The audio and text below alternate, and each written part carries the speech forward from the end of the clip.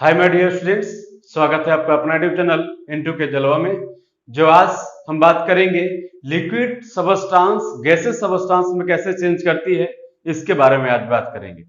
पिछले क्लास में जैसे कि हम बात किए थे फ्रीजिंग के बारे में, ठीक है, मेल्टिंग के बारे में। उसके बाद हम लोग आज देखेंगे बॉइलिंग के बारे में, ठीक। तो सबसे पहले हम लोग इसके प्रॉपर्टीज के बारे में देख लेंगे कि प्रॉपर्टीज क्या होती है। जैसे कि हमने पिछले क्लास में भी बताया था कि जो प्रॉपर्टीज है सॉलिड लिक्विड गैसेस सबस्टांस का, उसके इंटरमोलिकुलर फोर्सेस के कारण वो होती है, ठीक है। जैसे सॉलिड सबस्टांस के इंटरमोलिकुलर फोर्स ऑफ अट्रैक्शन ज्यादा होती है, लिक्विड का कम होती है और सबसे कम गैसेस सबस्टांस का होती है।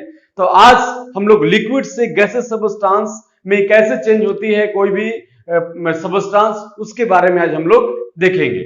जैसे कि हमने पिछले क्लास में भी बात किया था एक मेल्टिंग के बारे में, कि मेल्टिंग प्रोसेस को हमने अच्छे से समझा था कि when solid substance converted into the liquid on heating that process is called melting. तो आज उस मेल्टिंग प्रोसेस जो पढ़े उसी के आज जस्ट आगे वाले जो प्रोसेस है बॉइलिंग, जो कैसे एक बर्फ जो था पानी में मिल जा रहा था और वही पानी अब वेपर कैसे बनेगा, इसके बारे में आज हम लोग बात करेंगे। तो सबसे पहले देखेंगे कि हमने कुछ प्रोसेस से कुछ एक्सपेरिमेंट के द्वारा भी हमने समझाया था मेल्टिंग का, कि क्या एक्सपेरिमेंट था कि हमने एक कंटेनर को लिया था, उसमें छोटे छोटे आइस क्यूब को डाल दिया था और एक स्टैंड के सहारे थर्मामीटर को भी डाल दिया था और नीचे से बर्नर को जलाया था, ठीक है। क्या हुआ था, बर्नर को लगाया था। अब क्या हुआ था कि उसको जैसे जैसे हम लोग हीट कर रहे थे, ठीक है, टेम्परेचर उस थर्मामीटर जो है उस टेम्परेचर को मेजर करते जा रहा था और हम लोग सबसे पहले उसका टेम्परेचर कितना रखा था, उस -10 डिग्री सेल्सियस रखा था, -10 डिग्री सेल्सियस रखा था। किसका, उस बर्फ का, उस आइस क्यूब का टेम्परेचर जो हम लोग मेल्टिंग में पढ़े थे, ठीक है। तो उसी बेस पे पहले उसको समझ लेते हैं, ठीक है। तो -10 डिग्री सेल्सियस जो था हम किसका रखा था, वो बर्फ का आइस क्यूब का टेम्परेचर था। अब उसको हम लोग बर्नर के द्वारा उसको हीट कराने लगे, थर्मामीटर में मेजर करने लगा। क्या हुआ, एक 9 डिग्री सेल्सियस हुआ, -8 डिग्री सेल्सियस हुआ, -7 डिग्री सेल्सियस हुआ, मतलब टेम्परेचर बढ़ते बढ़ते कहीं जाकर 0 डिग्री सेल्सियस पे रुक गया। अब 0 डिग्री सेल्सियस पे टेम्परेचर जाकर रुका, वो क्या हुआ कि वहां उस पूरे आइस क्यूब के पार्टिकल्स को मेल्ट करने में वो पूरे एनर्जी को लगा दिया था। जो हीट एनर्जी हमने दे रहे थे उस एनर्जी को कब तक लगाया, जब तक कि ये आइस क्यूब वाटर में कन्वर्ट नहीं होगा, जिसे हम लोग लेटेंट हीट ऑफ फ्यूजन के नाम से भी जान रहे थे, ठीक है। कि वो फ्यूजन में काम आया, वो लेटेंट हीट जो छुपी हुई हीट था, जो हिडन हीट था, उसी को हम लोग लेटेंट हीट ऑफ फ्यूजन कहते हैं। और वो लेटेंट हीट जब वो पूरे आइस क्यूब को मेल्ट करा दी वो वाटर में, तब तो वाटर क्या हुआ, वो पूरे कंटेनर में वाटर फैल गया और इसी प्रोसेस को हमने क्या कहा, मेल्टिंग प्रोसेस कहा, ठीक है। अब क्या हुआ कि जैसे ही हमने उस बर्नर के द्वारा उस आइस क्यूब का टेम्परेचर को देना स्टार्ट किया, तो क्या हुआ, उनके इंटरमोलिकुलर फोर्स ऑफ अट्रैक्शन जो था, ठीक है, वो कम होने लगी। कम कैसे, क्योंकि जब हीट करा रहे थे तो काइनेटिक एनर्जी जो था उसमें इंक्रीज होने लगी। जो सॉलिड पार्टिकल्स, जो आइस क्यूब का पार्टिकल्स था, आइस क्यूब जो था उसके पार्टिकल्स में जाकर जो फोर्सेस लग रही थी, इंटरमोलिकुलर फोर्सेस, उसको कम करने लगी, ठीक है। काइनेटिक एनर्जी जैसी बढ़ा उसका, ठीक है, वो उसका मॉलिक्यूल्स थोड़ा दूर दूर पे भागने लगा। और कब तक काइनेटिक एनर्जी देते रहा, जब तक कि वो पूरे आइस क्यूब मेल्ट नहीं हो गई, वो वाटर में नहीं कन्वर्ट हो गई। जब पूरे वाटर में कन्वर्ट हो गई तो काइनेटिक एनर्जी देना बंद कर दिया। अब उस क्या किया कि जैसे ही देना बंद किया तो आखिर तो हमने उस हीट को, बर्नर को जला रहे थे, उस हीट को दे रहे थे, लेकिन वो एनर्जी जा कहां रहा था, तो जा रहा था कहां, उस मॉलिक्यूलर फोर्स ऑफ अट्रैक्शन जो लग रहे थे उनको कम कर रहे थे। क्या कर रहे थे, उनको कम कर रहे थे। और कम करते करते कभी ऐसा हुआ जो पूरे पानी में आइस क्यूब फैल गया। अब इसी को हम लोग लेटेंट हीट ऑफ फ्यूजन के नाम से जान रहे हैं। आज उसी के बारे में आगे वाले टॉपिक देखेंगे कि सेम प्रोसेस यहां भी है, कि हमने आइस क्यूब को लिया, 1 केजी आइस क्यूब को लिया कंटेनर में, बर्नर उसको लगाया नीचे से, थर्मामीटर भी लगा दिया अब क्या हुआ, जैसे टेम्परेचर को दोना स्टार्ट हम लोग किए तो क्या हुआ, टेम्परेचर देते गए 0 डिग्री टेम्परेचर पे जाकर वहां कुछ देर तक रुका, टेम्परेचर आगे बढ़ा नहीं, वहां पूरे पानी को जैसे ही मिल्ट किया वो टेम्परेचर पूरे, जब आइस क्यूब मिल्ट हो गया तब टेम्परेचर आगे बढ़ा। जब टेम्परेचर आगे बढ़ा तब वहां देखा गया कि जो मिल्ट करने में जो एनर्जी लगी थी वो कौन सी एनर्जी, लेटेंट हीट, जो हीट यूज हुआ वो लेटेंट हीट हुआ। अब वो काइनेटिक एनर्जी प्रोवाइड करा रही थी उसको, अब वो पार्टिकल्स के जो मूवमेंट है वो तेज कर रही थी। ठीक है, अब यहां क्या हुआ कि अब यहां जो वही चीज, जब पूरे वाटर में जो पानी था वो फैल गई, लेकिन हमने तो टेम्परेचर उसको कंटिन्यूअसली दे रहे हैं ना, हमने लगातार उस टेम्परेचर को दे रहे हैं। तब क्या हुआ, वो 0 डिग्री टेम्परेचर जब आया था तो यहां रुक गया था, पूरे पानी को मिल्ट कर दिया था। लेकिन जब पूरा मिल्ट हो गया तो 1 डिग्री सी हुआ, 2 डिग्री सी हुआ, 3 डिग्री सी हुआ, मतलब ऐसे बढ़ते गया, बढ़ते बढ़ते 100 डिग्री सेल्सियस हो गया। अब 100 डिग्री सेल्सियस हुआ, अब यहां क्या हुआ कि यहां अब जो टेम्परेचर है यहां जाकर रुक गया। अब क्या हुआ, रुका, वहां भी जैसे हम देख रहे थे 0 डिग्री पे जाकर रुका था, यहां 100 डिग्री टेम्परेचर पर जाकर रुक गया। अब क्या हुआ, 100 डिग्री टेम्परेचर पे, उस 100 डिग्री टेम्परेचर तक इसमें क्या किया रहा था, उस लिक्विड सबस्टांस का, जो हम लिक्विड हमने पढ़ रहे हैं लिक्विड गैसेस, अब पूरा पानी जब लिक्विड में कन्वर्ट हो गया आइस क्यूब, तो लिक्विड सबस्टांस हीट होने लगा, हीट होते होते होते अब 100 डिग्री टेम्परेचर तक पहुंचा। अब ये क्या हुआ, जैसे हीट दे रहे थे तो इनके काइनेटिक एनर्जी और बढ़ने लगी, क्योंकि लिक्विड पार्टिकल्स के, लिक्विड या सॉलिड या गैसेस कोई भी पार्टिकल्स हो, उनके जो मॉलिक्यूल्स होते हैं वो हमेशा मूव करते रहते हैं। अब सॉलिड है अपनी जगह पे वाइब्रेट करेंगे, लिक्विड है अपने स्पेस को बनाए रखेंगे, दूर दूर पे रहेंगे, गैसेस है जो कहीं भी इधर उधर जा सकते हैं। तो एक गैस जो लिक्विड सबस्टांस है उनको जैसे हीट कर रहे हैं तो उनके मॉलिक्यूल्स के बीच में हलचल उत्पन्न हो रही है। अब वो काइनेटिक एनर्जी को जैसे हीट दे रहे हैं तो काइनेटिक एनर्जी उसको बढ़ा रही है, काइनेटिक एनर्जी उसमें क्या कर रही है कि मॉलिक्यूल्स के, जो लिक्विड के मॉलिक्यूल्स हैं, उनके पार्टिकल्स हैं, उनको एकदम फास्टली मूव करा रही थी।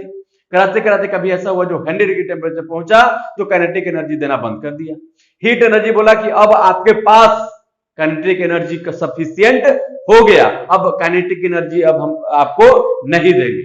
तो जब नहीं देंगे टेम्परेचर, तो आखिर वो हीट हमने कंटिन्यूअसली प्रोवाइड करा रहा था उसको, उस लिक्विड को, तो आखिर जा कहा रहा था, तो उनके पार्टिकल्स के बीच में जो इंटरमोलिकुलर फोर्स ऑफ अट्रैक्शन जो है उनको कमजोर कर रही थी, उनको दूर कर रही थी।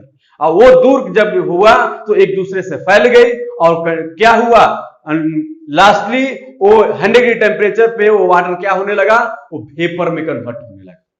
क्या हुआ, वो वेपर में कन्वर्ट होने लगा, और यहीं से लिक्विड सबस्टांस वेपर में चेंज होने लगा।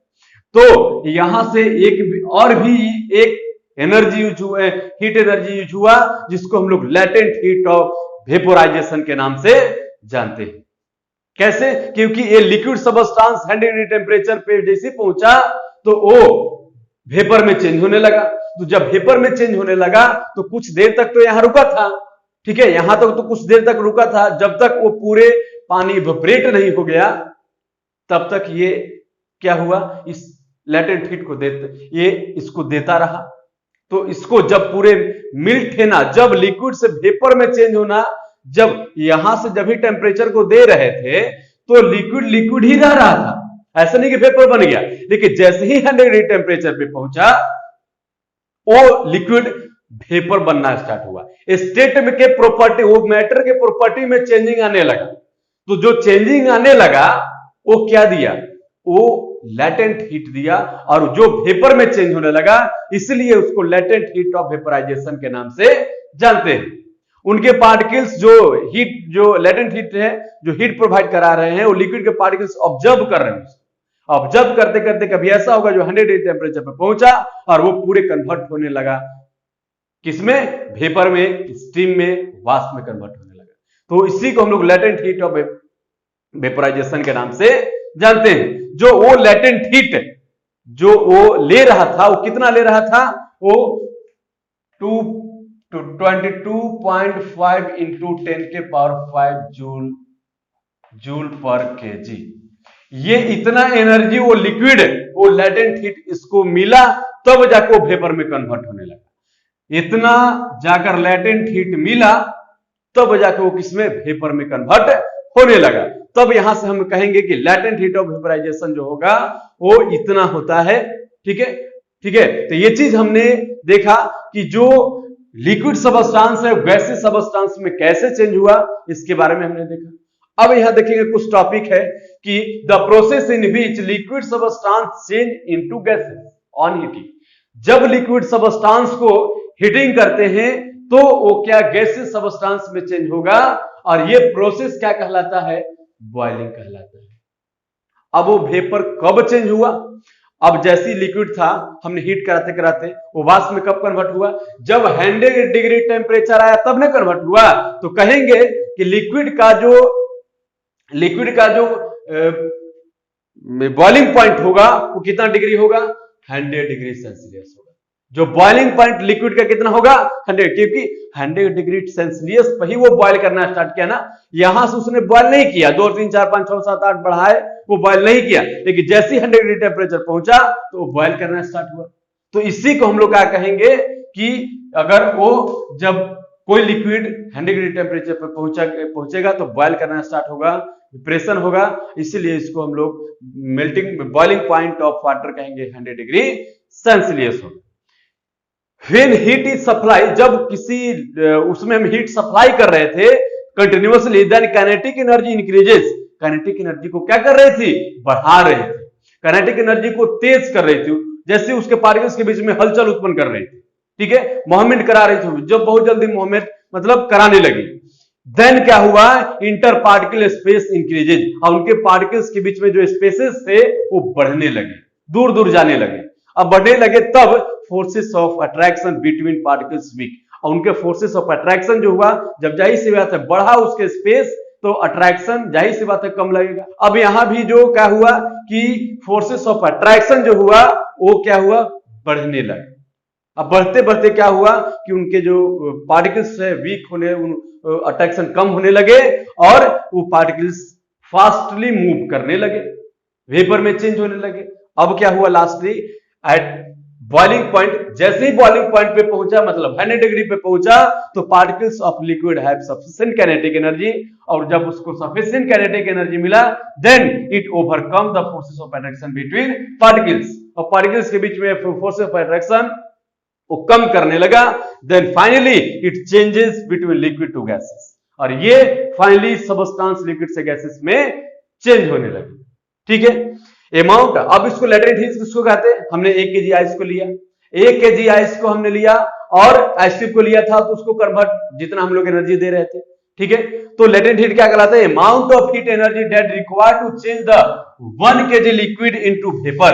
1 kg लिक्विड को जब वैसा हीट, जितना हीट की मात्रा, अगर 1 kg लिक्विड को वेपर में चेंज करने के लिए जितना वो एनर्जी लगाएगा, उसी को हम लोग क्या कहेंगे, उसी को हम लोग लेटेंट हीट ऑफ वेपराइजेशन के नाम से जानते हैं। ठीक है, कि जितने मात्रा में हीट एनर्जी होगा 1 kg लिक्विड को वेपर में चेंज करने के लिए जितना एनर्जी की आवश्यकता होगी उसको हम लोग लेटेंट हीट ऑफ वेपराइजेशन के नाम से जानते हैं। अब वो कितना होगा, 2.5 into 10 के पावर 5 जूल पर केजी। एक मतलब इतना जूल, 1 kg में इतना जूल लेटेंट हीट की जरूरत पड़ेगी तब जाकर वो एवेपोरेट होगा। ठीक है, इतना चीज अगर समझ गए होंगे, हमें विश्वास है कि इतने चीज आपको समझ में आया होगा। ठीक है, तो आज के टॉपिक बस इतना ही लास्ट करेंगे। नेक्स्ट डे और भी बहुत सारे चेंजेस है, बहुत सारे फिजिकल स्टेटेज में चेंजिंग होगा, उसके बारे में भी हम लोग देखेंगे। ठीक है, तो अगर वीडियो अच्छा लगे तो एक लाइक और सब्सक्राइब जरूर कर दीजिएगा, और जिससे आपका नोटिफिकेशन हमेशा मिलती रहे। आज का वीडियो बस इतना ही। Thank you so much. जय हिंद।